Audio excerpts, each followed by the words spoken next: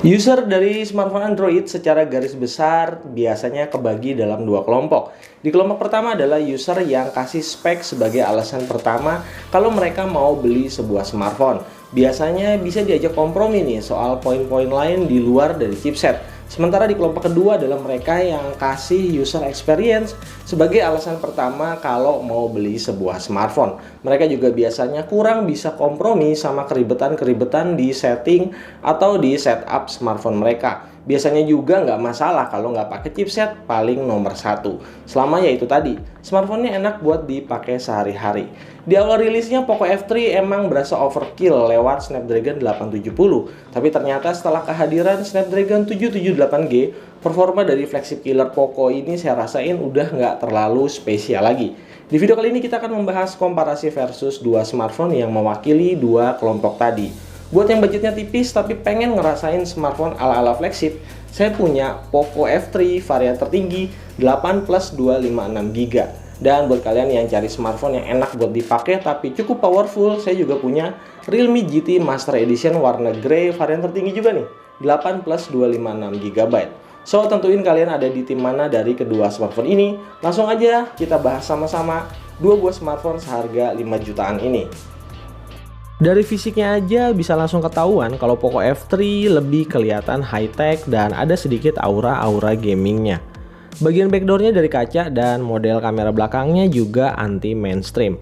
Saya sengaja nih pakein garskin karbon kayak gini ke backdoornya supaya bisa sedikit nyimbangin desain dari smartphone lawannya. Sementara di Realme GT Master Edition lebih kelihatan klasik dan elegan. Desain yang ala-ala koper gini tuh kalem ya, nggak agresif plus kasih kesan mewah ala-ala vegan leather. Berasa jadi smartphone limited edition, sampai-sampai softcase bawaannya pun dibikin supaya matching sama backdoornya. Yang kelihatan biasa aja ada di modul kamera belakangnya yang saya rasa main aman.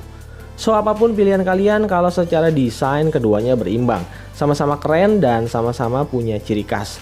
Tapi kalau saya disuruh pilih, saya pastinya pilih desain dari Realme GT Master Edition varian grey ini. Karena itu tadi, classy. Yang signifikan berbeda justru ada di dimensi dan bobot. Kalau kalian gak suka smartphone yang rada bongsor dan berat, Poco F3 ini bukan untuk kalian. Sebaliknya, kalau kalian user smartphone yang tipis, compact dan enak buat dipegang satu tangan, maka Realme GT Master Edition bakal nggak bisa ditolak. Selisih beratnya aja udah lebih dari 20 gram. Untuk kelengkapan Poco F3 di sini bawa 2 poin mutlak yang nggak ada di Realme GT Master Edition. Dual stereo speaker plus infrared blaster.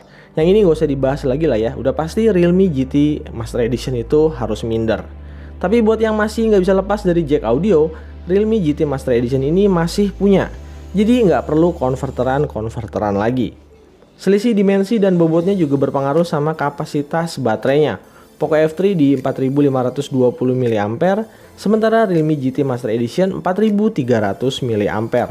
Selisihnya bisa 5% ini bisa bikin nafas Poco F3 lebih panjang 30-60 menit dengan SOT sekitar 6-7 jam dengan skema layar di 120Hz dengan catatan nggak dipakai buat ngegame secara intens. Mau lebih irit bisa gunain power saving mode. Di mode ini justru saya rasain Realme GT Master Edition bisa lebih irit ya. Bisa jadi karena chipsetnya 6 nanometer atau mungkin juga faktor UI-nya.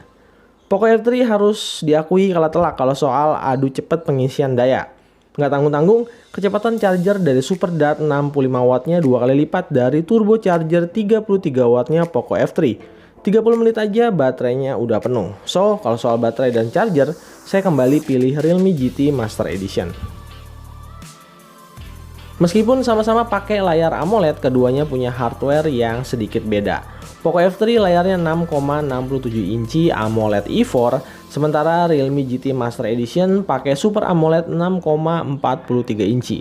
Kalau ditanya lebih bagus mana, menurut saya skornya cukup berimbang.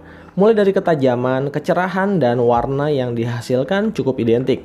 Tapi buat yang matanya peka, ada rumus makin kecil layar maka makin padat pixelnya, bikin layar dari Realme GT Master Edition sedikit lebih tajam kalau diperhatiin secara mendetail.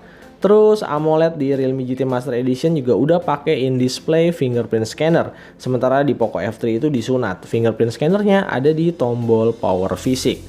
Buat urusan respon layar, di sini saya juga nemuin layar dari Realme lebih gesit dan lebih responsif dibandingin Poco. Bisa dilihat dari hasil tes multitouch di area pinggiran bezel, Poco F3 sedikit mengalami delay meski nggak signifikan mengganggu pemakaian harian. Perlu diingat, secara spek layar keduanya sama ya, refresh rate 120Hz dan touch sampling rate-nya di 360Hz. Ini tentunya ada faktor software selain dari hardware. Saya bukan fans Realme, tapi bukan juga hatersnya Poco. Saya adalah fans dari semua brand smartphone yang produknya dibuat secara optimal. Harus diakui kalau layar I4 AMOLED di Poco F3 ini beberapa diantaranya ya, termasuk unit di saya itu ngalamin yang namanya green tint, meski bukan di level yang parah. Buat orang yang ngerti apa itu green tint, pastinya dengan mudah bisa nemuin.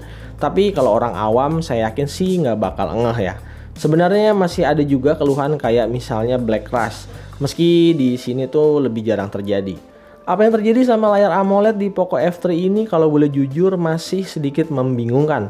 Apakah hanya terjadi secara random ataukah emang berkarakteristik layarnya? Kalau pendapat saya pribadi emang nggak ganggu di pemakaian. Tapi tentu aja lebih baik lagi kalau nggak ada isu-isu kayak gini kan. Nah terus gimana dengan layar Super AMOLED-nya Realme GT Master Edition? Untungnya semuanya sehat-sehat aja, nggak ada keluhan apapun selama saya pakai.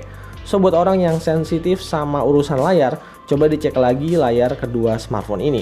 Ada baiknya juga kalau kalian nyobain langsung biar nggak lagi katanya, dan katanya. Ngomongin UI-nya bakal menarik karena ini jadi salah satu bagian paling sensitif buat sebagian orang. Saya pribadi lumayan akrab pakai UI kedua smartphone ini. Persamaan dari kedua UI-nya adalah sama-sama gampang buat di customize sesuai kebutuhan. Meski saya rasa MIUI punya lebih banyak fitur gimmick dibandingkan Realme UI. Tapi catatan terpenting buat yang mau beli dua smartphone ini soal UI-nya, di sini saya harus apresiasi ke Realme karena UI-nya bener-bener diperhatiin sama tim developernya. 2 kali software update selama sebulan dirilis. Dan segera bakal dapat Android 12 dengan Realme UI 3.0 di bulan Desember nanti.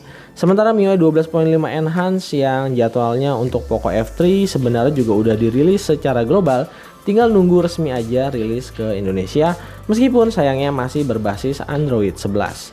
Kalau kita bicarain tampilan visual, perbedaan keduanya ada di icon dan dimensi. MIUI 12-nya Poco itu desainnya lebih mengkiblat ke iOS-nya iPhone.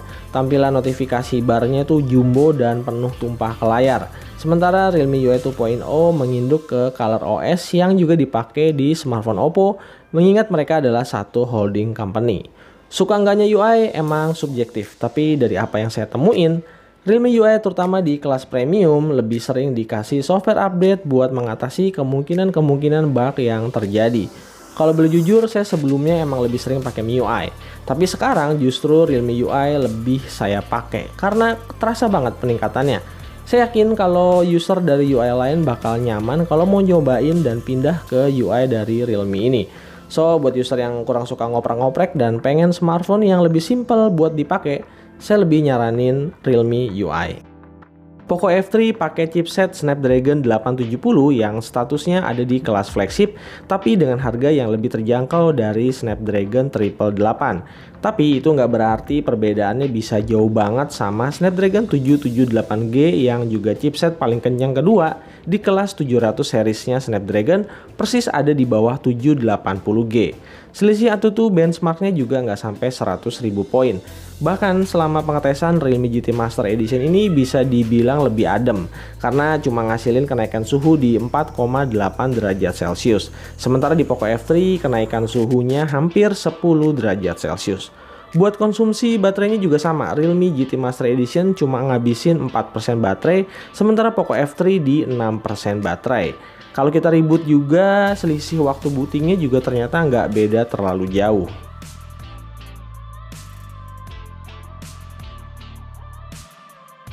Artinya kalau untuk dipakai pemakaian rutin harian, kita nggak akan nemuin perbedaan yang sangat berarti dari pemakaian kedua smartphone ini. Chipset keduanya emang jadi chipset terbaik 2021 versi saya ya, di kelas Snapdragon 800 dan juga 700 series. Cuma bisa kerasa bedanya kalau bener-bener dipaksa kerja berat sampai di titik maksimalnya. Nah, di sini Realme kasih sebuah fitur yang bikin clock speed power dari CPU dan GPU-nya bisa full speed. Namanya mode GT. Sementara kalau di Poco F3, performance-nya diatur secara otomatis dari sistem UI-nya. Dengan kata lain, buat kalian yang pengen nguber performa, maka Poco F3 tinggal pakai aja. Sementara kalau pakai Realme GT Master Edition, perlu aktifin mode GT-nya buat ngeboost performa dari smartphone. Misalnya, kayak main Genshin Impact yang sekarang jadi standar benchmark untuk gaming test. Poco F3 bisa jalan 50 fps di setting high, sementara Realme GT Master Edition bisa jalan 45 fps di setting yang sama dengan mengaktifkan mode GT, supaya tentunya gameplaynya dan rendering gamenya bisa lebih stabil. Sementara untuk game kayak PUBG Mobile, Poco F3 yang dirilis duluan, chipsetnya udah lebih optimal di game ini. Sementara karena lebih baru, Realme GT Master Edition belum dapat setting grafis di high frame rate extreme 60 fps. Mentoknya baru di ultra aja. Tapi buat yang gak sabar, sama update-nya kita bisa pakai GFX Tools. Jadi untuk performa keduanya gampangnya gini. Snapdragon 778G di Realme GT Master Edition itu skornya 8. Kalau Snapdragon 870 di Poco F3 skornya 8,5. Skor itu udah skor minimal buat bisa masuk kategori chipset kenceng adalah skornya 7. Yang artinya kedua smartphone ini udah ngelewatin batas minimal chipset yang dibutuhin. Sisanya tinggal di poin lain yang penting juga, kayak misalnya desain, kamera, UI, baterai, dan juga charger speed. Jadi di antara kedua smartphone ini, selain chipset tentu aja ada beberapa poin yang harus dipilih sama calon user sebelum memutuskan beli salah satu dari smartphone ini, misalnya kayak kamera. Meskipun bukan flagship, tapi sangat wajar kalau kita punya ekspektasi soal kamera di kedua smartphone. Mengingat uang 5 juta itu bukan uang sedikit.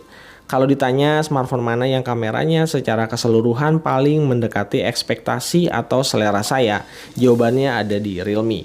Poco F3 lebih alokasiin konsentrasinya ke chipset, beda sama Realme yang kameranya cukup dapat perhatian. Terbukti lewat beberapa software update yang bawa peningkatan di kameranya.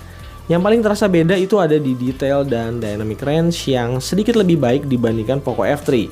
Karakter kamera di Poco F3 itu lebih tinggi kontrasnya, sementara kalau di Realme saya rasain punya highlight yang lebih tinggi.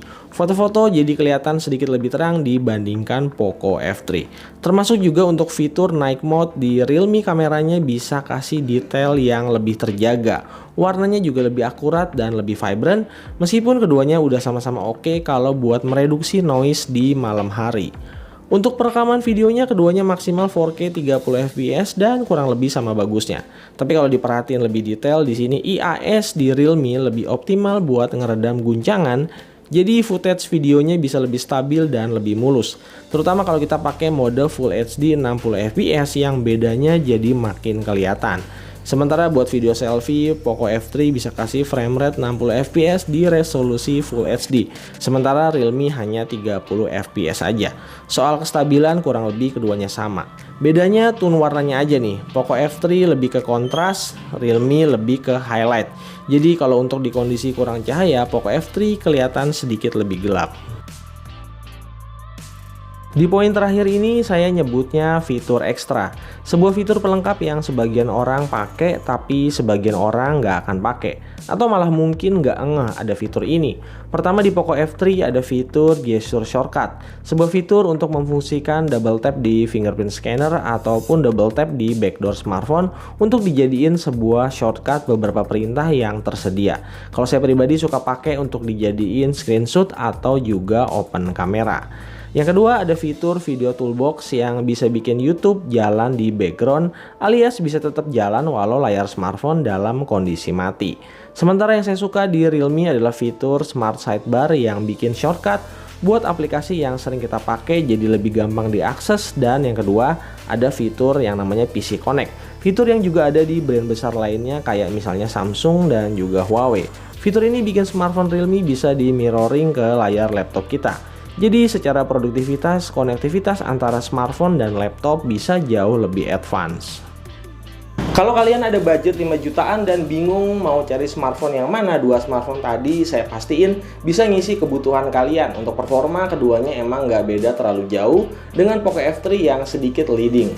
Nah untuk desain saya pilih Realme, untuk kamera saya juga lebih cenderung ke arah Realme. Untuk multimedia dan hiburan, saya pilihnya Poco F3, dan untuk baterai dan charging, saya udah pasti pilih Realme, dan yang terakhir untuk UI-nya saat ini saya lebih pilih Realme. Nah, itu dia pilihan saya. Kalau kalian gimana? Yuk, saling sharing di kolom komentar. Sekian video versus kali ini, semoga bisa kasih gambaran dan pencerahan soal dua smartphone yang menarik ini. Like dan share video ini kalau kalian suka, jangan lupa subscribe, dan kita bakal ketemu lagi di video-video gadget selanjutnya. Saya pamit dulu, stay pian dan Tekno Sedi out.